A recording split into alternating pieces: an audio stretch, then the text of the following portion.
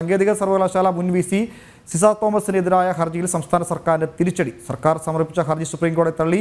വിശദമായ വാദം പോലും കേൾക്കാതെയാണ് ഹർജി തള്ളിയത്. സിസ തോമസിനെതിരായ നടപടി ഹൈക്കോടതി റദ്ദാക്കിയതിനെതിരെയായിരുന്നു സർക്കാർ സുപ്രീംകോടതിയെ സമീപിച്ചത്. വിവരങ്ങളുമായി എസ് നന്ദഗോപൻ ചെയ്തോൻ. ഈ സാങ്കേതിക സർവകലാശാലയുമായി ബന്ധപ്പെട്ട നിയമ നടപടികൾ അതിന് വലിയ പഴക്കമുണ്ട്. അത് വി.സിയെ മാറ്റുന്നതും പുതിയ വി.സിയെ നിയമിക്കുന്നതും ഒക്കെ എപ്പോഴും കോടതി കയറുകയാണ്. ഇപ്പോൾ എന്തായാലും സംസ്ഥാന സർക്കാരിന് വലിയൊരു തിരിച്ചടിയുണ്ട്.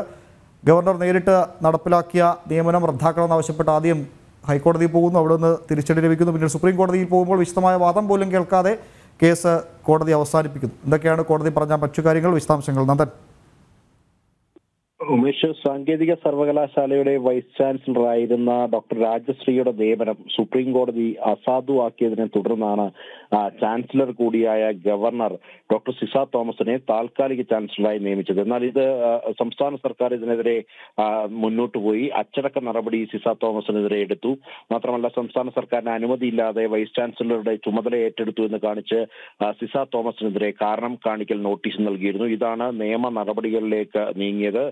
പിന്നീട് സിസ തോമസ് ഇതിനെതിരെ അഡ്മിനിസ്ട്രേറ്റീവ് ട്രൈബ്യൂണലിനെ സമീപിച്ചു. അങ്ങനെ അഡ്മിനിസ്ട്രേറ്റീവ് ട്രൈബ്യൂണൽ ഈ നടപടിയുമായി മുന്നോട്ട് പോകാനായിരുന്നു നിർദ്ദേശിച്ചത്. എന്നാൽ ഹൈക്കോടതിയുടെ ഭാഗത്തു നിന്നുമാണ് ഈ ഇടപെടലുണ്ടായത്. ഹൈക്കോടതി ഈ രണ്ട് നടപടികളും സർക്കാരിന്റെ നടപടികൾ റദ്ദാക്കിയിരുന്നു. ഇതിനെ ചോദ്യം ചെയ്താണ് സംസ്ഥാന സർക്കാർ സുപ്രീം കോടതിയെ സമീപിച്ചത്. എന്നാൽ സുപ്രീം കോടതിയുടെ ഭാഗത്തു നിന്നും ഇപ്പോൾ കനത്ത തിരിച്ചടിയാണ് സർക്കാരിന് നേരിട്ടത്. ഗവർണറും സർക്കാരും തമ്മിലുള്ള തർക്കത്തിൽ വ്യക്തികളെ എന്തിന് ബലിയാടാക്കുന്നു എന്നാണ് കോടതി ചോദിച്ചത്. ഇതിൽ വിശദമായ വാദം പോലും കേൾക്കാതെയാണ് ഈ സംസ്ഥാന സർക്കാരിന്റെ ഹർജി സുപ്രീം കോടതി തള്ളിയത് എന്നുള്ളതാണ് ഏറെ പ്രസക്തം. ഏതായാലും സംസ്ഥാന സർക്കാരിനെ സംബന്ധിച്ചിടത്തോളം കനത്ത തിരിച്ചടി തന്നെയാണ് ഇപ്പോൾ ഈ ഒരു സിസ തോമസിന്റെ വിഷയത്തിൽ സുപ്രീം കോടതിയുടെ ഭാഗത്തുകൂടി ലഭിച്ചിരിക്കുന്നത്. കോടതി സർക്കാർ അഭിഭാഷകനോട് ചോദിച്ച ചില ചോദ്യങ്ങൾ വേറെ പ്രസക്തമാണ്. എന്തിനാണെങ്കിലും ഒരു ഹർജി ഗവർണർ അല്ലെങ്കിൽ ചാൻസലറായ തൻ്റെ മേലധികാരി പറഞ്ഞതനുസരിച്ച് ജോലി നോക്കിയതിന് ജോലിയിൽ പ്രവേശിച്ചത് എന്തിനാണ് ഇത്തരത്തിലൊരു ഹർജിയുമായി എത്തുന്നതെന്ന ചോദ്യമാണ്. ഇക്കാര്യത്തിൽ സർക്കാർ അഭിഭാഷകന് കാര്യമായ മറുപടിയൊന്നും പറയാനുണ്ടായിരുന്നില്ല. അങ്ങനെയാണ് ഹർജി തള്ളിയത് എന്നൊക്കെയാണ് മനസ്സിലാക്കാൻ സാധിക്കുന്നത്. അത് സംബന്ധിച്ച് എന്തെങ്കിലും വിവരങ്ങൾ നമുക്ക് ലഭിക്കുന്നുണ്ടോ? മേഷി, ഇതേ ചോദ്യം തന്നെയാണ് ഹൈക്കോടതിയിലും ഉണ്ടായിരുന്നത്. എന്തിനാണ് ഇത്തരമൊരു ഹർജി എന്നാണ് ഹൈക്കോടതി ഡിവിഷൻ ബെഞ്ചും ചോദിച്ചിരുന്നത്. അങ്ങനെയാണ് ഡിവിഷൻ ബെഞ്ച് ഈ കേസ് തള്ളിയത്. പിന്നീട് ഈ കേസ് സുപ്രീം കോടതിയിൽ വന്നപ്പോൾ അതേ ചോദ്യം തന്നെ ഇപ്പോൾ സുപ്രീം കോടതിയും ആവർത്തിച്ചിരിക്കുകയാണ്. ഉദ്യോഗസ്ഥരെ എന്തിന് ബലിയാടാക്കുന്നു എന്നുള്ളതാണ്.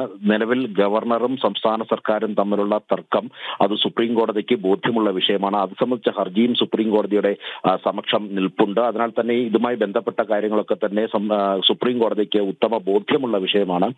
അത്തരമൊരു സാഹചര്യത്തിൽ കൂടിയാണ് ഈ സർക്കാരിനോട് കോടതി ഇങ്ങനെ ഒരു ചോദ്യം ചോദിച്ചത്. ഇങ്ങനെ വ്യക്തികളെ എന്തിന് ബലിയാടാക്കുന്നു എന്നുള്ളതാണ്. ഉദ്യോഗസ്ഥരെ ബലിയാടാക്കിക്കൊണ്ട് സംസ്ഥാന സർക്കാർ പലപ്പോഴും ഈ ഇത്തരം സമീപനം സ്വീകരിക്കാറുണ്ട്. ആ സമീപനങ്ങൾക്കൊക്കെ തന്നെ ഏറ്റ കനത്ത തിരിച്ചടി തന്നെയാണ് സംസ്ഥാന ട്രൈബ്യൂണലിലെത്തിയപ്പോൾ ഇതുമായി മുന്നോട്ട് പോകാൻ ട്രൈബ്യൂണൽ നിർദ്ദേശിച്ചെങ്കിലും ഹൈക്കോടതി വ്യക്തമായി ഈ വിഷയം മനസ്സിലാക്കിക്കൊണ്ടാണ് ഈ ഡിവിഷൻ ബെഞ്ച് അത് തള്ളിയിരുന്നത്. പിന്നീട് സുപ്രീം കോടതിയെ സമീപിച്ചപ്പോൾ ഇപ്പോൾ കനത്ത തിരിച്ചടി തന്നെ ലഭിച്ചിരിക്കുന്നു. ഏതായാലും വളരെ പ്രസക്തമായ ചോദ്യം തന്നെയാണ് സുപ്രീം കോടതിയുടെ ഭാഗത്തു നിന്നും അവിടെ സർക്കാർ അഭിഭാഷകനോട് ഉണ്ടായതെന്നാണ് മനസ്സിലാക്കാൻ കഴിയുന്നത്. ഇതിനെല്ലാം ഉപരി പ്രത്യേകിച്ച് ഇത്തരം ഇനി ഈ സമാനമായ വിഷയങ്ങൾ സംസ്ഥാന സർക്കാർ കൈകാര്യം ചെയ്യുമ്പോൾ ഇപ്പോൾ കോടതിയിൽ നിന്നുമുണ്ടായ ഈ വിധി കൂടി അവിടെ പ്രസക്തമാകുമെന്നുള്ളതാണ് ഏറെ ശ്രദ്ധേയം. ശരി നന്ദൻ, വിശദമായ വിവരങ്ങൾ പങ്കുവച്ചത് ഡൽഹിയിൽ നിന്ന് നന്ദനാണ്.